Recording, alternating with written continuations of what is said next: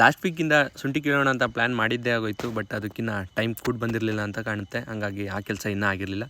But ಇವತ್ತು ಬೆಳಿಗ್ಗೆನೇ ಆ ಕೆಲಸ ಸ್ಟಾರ್ಟ್ ಮಾಡ್ಕೊಂಡಿದ್ರು. ಇವರು ಎಷ್ಟು ಜನ ಇದ್ದಾರೆ ನೋಡೋಣ, ಅವರಿಗೆ ಒಂದಷ್ಟು ಕಾಫಿ ತಂದ್ಕೊಡೋಣ ಅಂತ ನಾನು ಇಲ್ಲಿಗೆ ಬಂದೆ. ಇಲ್ಲಿ ಬಂದು ನೋಡಿದ್ರೆ ಒಂದು 2-3 ಬ್ಯಾಚ್ ಬಂದಿರ್ಬೋದು ಅಂತ ನೋಡಿದ್ರೆ ಬರೋಬ್ಬರಿ ಒಂದು 7 ಬ್ಯಾಚ್ ಬಂದಿದ್ದರು. ಹಾಗಾಗಿ ಇವರಿಗೆ ಕಾಫಿನ ಸದ್ಯಕ್ಕೆ ಕೊಡೋಕ್ಕಾಗಲ್ಲ ಅಂದ್ಕೊಂಡು ನಾನು ಟಿಫನ್ ಮುಗಿಸ್ಕೊಂಡು ಇಲ್ಲಿಗೆ ಬಂದೆ. ಇಲ್ಲಿಗೆ ಬಂತಿದ್ದಂಗೆ ನನಗೆ ಇವರು ತುಂಬ ಚೆನ್ನಾಗಿ ಶುಂಠಿ ಎಲ್ಲ ಕ್ಲೀನ್ ಮಾಡಿಕೊಂಡು ತುಂಬ್ಕೊಳ್ತಾಯಿದ್ರು. ಹಾಗೆ ನಾವು ಕೊಟ್ಟಿರೋದು ಇವಾಗ ಡ್ರೈಗೆ ಇವತ್ತಿನ ರೈಟು 2500 ಇದೆ. ನಿಮ್ಮ ಕಡೆ ಎಲ್ಲ ಹೇಗಿದೆ ಅಂತ ಕಮೆಂಟ್ ಮಾಡಿ.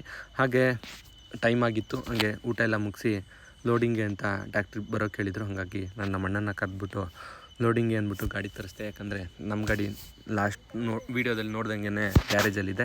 ಹಾಗಾಗಿ ಲೋಡಿಂಗ್ ಕೂಡ ಬಂದಿದ್ದರು. ಹಾಗಾಗಿ ಒಂದು ಗಾಡಿನ ಲೋಡ್ ಮಾಡಿ ಮುಗಿಸಿದ್ವಿ ಇವತ್ತಿನ ಕೆಲಸ ಇಷ್ಟ ಆಗಿತ್ತು.